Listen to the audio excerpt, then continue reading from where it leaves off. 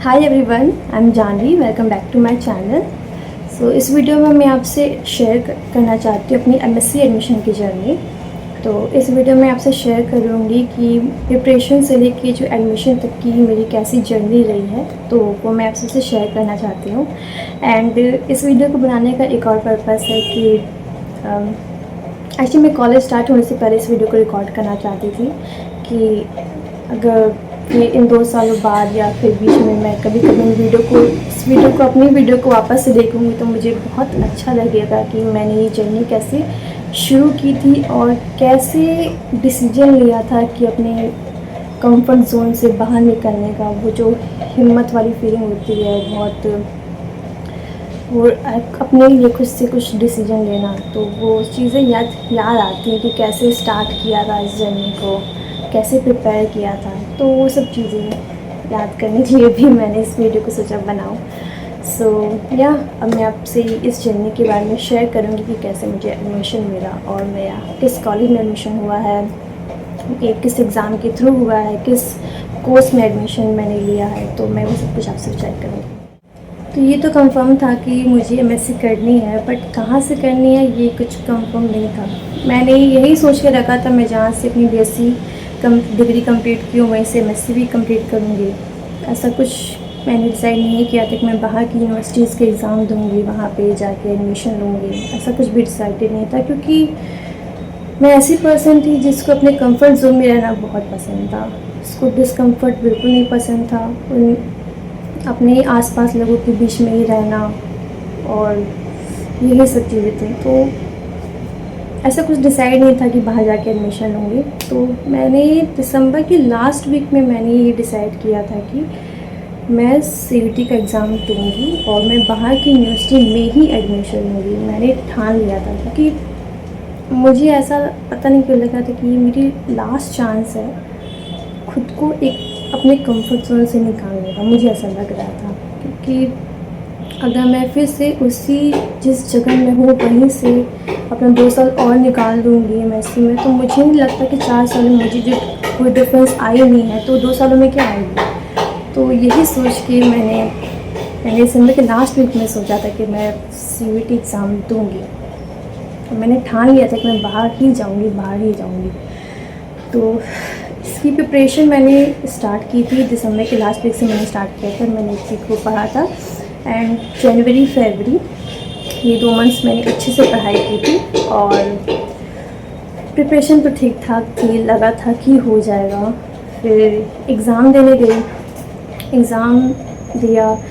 Actually मैंने 2 subject के form fill किए थे, एक एग्रीकल्चर साइंस से था और एक प्लांट बायोटेक्नोलॉजी से। तो पहला मेरा एग्ज़ाम एग्रीकल्चर साइंस का था। मैंने सच करो उसकी बहुत प्रिपरेशन की थी और फिर मैंने उसका एग्ज़ाम दिया। उसके बाद फिर प्लांट बायोटेक्नोलॉजी का एग्ज़ाम दिया। दोनों का एग्ज़ाम ठीक ठाक हुआ था, तो होप थी कि हो जाएगा। फिर जब उसके बाद फिर मतलब ऐसा कंफर्म नहीं था कि होगा, तो फिर उसके बाद फिर मैं अदर जो एग्ज़ाम्स हैं, फिर उसके बाद जो अदर यूनिवर्सिटीज़ के एग्ज़ाम्स हैं के फॉर्म थे, मैं उन्हें फिल करने लगी। क्योंकि मेरा ये ऐसा नहीं था कि मुझे सीयूटी के थ्रू ही चाहिए। मुझे बस ये था कि मुझे यहाँ से निकलना है, मुझे कंफर्ट जोन से निकलना है, बस निकलना है तो निकलना है, अब बाकी जो होगा देखा जाएगा, बस ये चीज़ था। तो फिर मुझे लगा नहीं कि मेरा होगा, तो फिर मैं अलग अलग यूनिवर्सिटीज़ के फॉर्म फिल करने लगी। मैंने डीडीयू का फॉर्म भरा, जहाँ से मैंने अपनी ग्रेजुएशन कंप्लीट की बेसिक की, और फिर मैंने आईसीआर का भी फॉर्म भरा था, क्योंकि उसके बाद जब इन्हीं की प्रिपरेशन फिर मैं करने लगी थी। उसके बाद फिर जब रिज़ल्ट आया बीएचयू का, तो रिज़ल्ट इतना ख़राब था कि मैं बिल्कुल भी होप नहीं थी कि इतना ख़राब रिज़ल्ट आएगा। मैं घर वालों में किसी ने होप नहीं किया था कि इतना ख़राब रिज़ल्ट आएगा। तो बहुत सुनने को भी मिला था मुझे घर में। मेरा एग्रीकल्चर में इतना, मुझे पेपर सच कहूँ तो मैंने बहुत अच्छा दिया था, पर वो होता है ना कि ओवर कॉन्फिडेंस के चक्कर में नेगेटिव मार्किंग में मेरा नंबर कट गया सारा। कभी नेगेटिव मार्किंग मत करना, ओवर कॉन्फिडेंस मत लेना अपने आप को, नहीं सही है नहीं सही है, बिल्कुल भी सही नहीं है। अच्छा जाता जाता पेपर मैंने सिर्फ अपने ओवर कॉन्फिडेंस के चक्कर में नेगेटिव मार्किंग करके अपना पेपर मैंने ख़राब कर दिया था। होता है ना कि अच्छा खासा नंबर आपको मिल ही रहा होता है, वो कुछ 10 क्वेश्चंस की वजह से आपके नंबर जो गिरता है आपको समझ ही नहीं आता कैसे हो गया ये। तो वैसा ही कुछ हुआ था। तो एग्रीकल्चर का नंबर तो बताने लायक नहीं है, छोड़ते हैं। उससे तो मुझे बिल्कुल उम्मीद है कि मेरा होगा भी नहीं होगा। तो बायोटेक्नोलॉजी में मेरा नंबर 180 था, कुछ खास नहीं था पर ठीक था, अच्छा खासा था।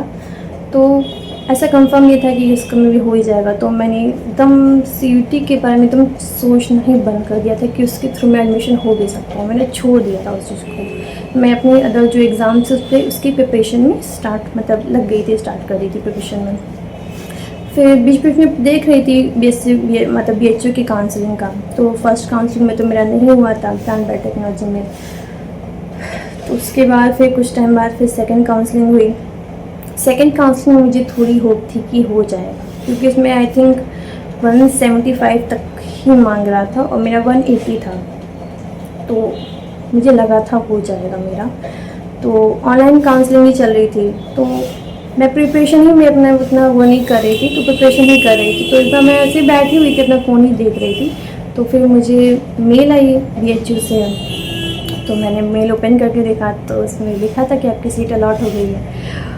ओह माय गॉड, वो मेल पढ़ के भाई मुझे इतनी खुशी हुई थी। खुशी होने से ज़्यादा मुझे सरप्राइज़ में बहुत ज़्यादा हो गई थी कि मुझे बिल्कुल भी खुद से होप नहीं थी कि हो जाएगा, बिल्कुल भी होप नहीं थी। ऐसा लग रहा था कि क्या किस्मत बदली है मेरी, क्या बताऊँ। वो होता है ना कि मन में अगर आप किसी चीज़ को ठान लो कि नहीं करना ही करना है, करना ही करना है, अगर इस रास्ते से नहीं तो इस रास्ते से जाऊँगी, लेकिन जाना ही जाना है, तो वही वाला हाल हो गया था कि मन दिल से चाहो वो चीज़ मिल जाए।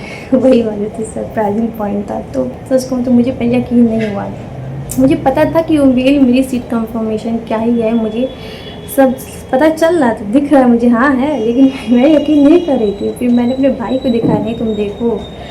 फिर वो फिर देखा, फिर वो मुझे था हाँ तुम्हारी सीट कंफर्म हो गई है, तुम्हारा एडमिशन हो जाएगा। माय गॉड, उसके बाद तो जो खुशी हुई थी मुझे, और घर में भी सब बहुत खुश थे। तो यार बहुत सरप्राइजिंग मोमेंट था मेरे लिए। फिर भी उस पर मेरा सीट अलॉट हो गया, मतलब उसके बाद फिर 2 दिन बाद मुझे फिर सबमिट का डेट था, तो फिर भी सबमिट हो गया। और तो ऐसा नहीं कि मेरा BHU में फिर एडमिशन हो गया। तो उसके बाद फिर मैंने जो अलग अलग कॉलेजेस के फॉर्म भरे थे, मैंने उनके भी एग्ज़ाम दिए हैं। ऐसा नहीं कि मैंने एग्ज़ाम नहीं दिया है, क्योंकि मैंने फॉर्म भरा है, मैंने पैसे लगाए हैं। ऐसा नहीं है कि अब इसमें एडमिशन हो गया तो मैं क्यों छोड़ दूँ। तो मैंने इस पर मेरे भैया से बात की थी, तो उन्होंने कहा कि फॉर्म भरी हो, पैसा भरी डाली हो तो दे दो। मेरा DDU में तो अगर BHU मिल गया है तो फिर मेरा DDU में नहीं था कि मैं यहाँ से तो फिर नहीं करूँगी, वो मेरा लास्ट ऑप्शन था कि कहीं नहीं होगा तो फिर अपनी जगह वापस आऊँगी। तो इसलिए मैंने DD का फॉर्म भर दिया था। एंड फिर मैं अपनी प्रिपरेशन में लग गई थी, अपनी हॉस्टल पैकेजिंग वगैरह, जो भी मुझे डॉक्यूमेंट्स ले जाने थे, क्योंकि डिपार्टमेंट से भी कुछ डॉक्यूमेंट्स लेने रहते हैं जो हमें जाके सबमिट करना होता है। तो वहाँ से कुछ अपने लेटर्स, कुछ डॉक्यूमेंट्स लेने होते हैं, तो वो सब लेने में लग गई थी। उसके बाद फिर DDU का भी एग्ज़ाम आया बीच में, मैंने फिर DDU का भी एग्ज़ाम जाके दिया, वो भी ठीक ठाक हुआ था। उसका भी रिज़ल्ट आ चुका है, वो भी बहुत अच्छा आया है। तो उसमें मैंने बहुत अच्छा स्कोर किया है, अभी मैं बताऊंगी दूसरे वीडियो में बताऊंगी मैं, इसमें नहीं, क्योंकि उसका भी एक अलग ही है। फिर मैंने ICAR का भी एग्ज़ाम दिया हुआ है, उसका भी रिज़ल्ट नहीं आया, आई थिंक 12 अगस्त तक आ जाएगा। तो लेट्स सी कैसा गया होगा। सो मेन चीज़ मैंने आपको अपनी स्टोरी बता दी है कि BHU में मेरा एडमिशन कैसे हुआ है। एंड अभी कुछ दिनों में मुझे डॉक्यूमेंट सबमिट के लिए जाना है, उसके बाद फिर मुझे हॉस्टल मिलेगा, उसके बाद फिर अपने हॉस्टल का सामान लेके जाओ सब कुछ।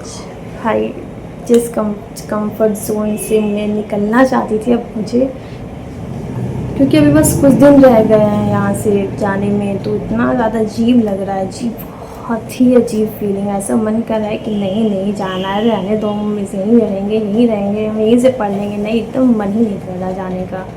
जैसे जैसे टाइम पास में आ रहा है कि मुझे बिल्कुल आदत नहीं है अपने से अनजान लोगों के साथ रहने में। बात करना मुझे बिल्कुल पसंद नहीं है, आता ही नहीं है करने। तो बहुत मतलब घर वालों से दूर रहना, मतलब ये पहली बार है मेरे लिए। होपफुल, काफ़ी एक्साइटिंग और नर्वसनेस बहुत ज़्यादा है मेरे अंदर इस जर्नी को लेकर, बट होपफुल अच्छे से हो जाए। तो यही थी स्टोरी मेरी। अगर इस चैनल में मैं अपनी जर्नी की जितनी भी इम्पॉर्टेंट मोमेंट्स हैं, जैसे मेरी कॉलेज लाइफ, मेरी हॉस्टल लाइफ, मेरा कोर्स से रिलेटेड जितनी भी चीज़ें होंगी मैं आपको शेयर करती रहूँगी। एंड जो भी वो अच्छे अच्छे मोमेंट्स होंगे सब इस चैनल पे मैं शेयर करूँगी। अगर आप मेरी इस जर्नी का हिस्सा बनना चाहते तो प्लीज़ इस चैनल को सब्सक्राइब कर दीजिए एंड मेरे वीडियोस को लाइक करिए, जब भी मुझे बहुत अच्छा लगता है। तो मिलते हैं फिर नेक्स्ट वीडियो में।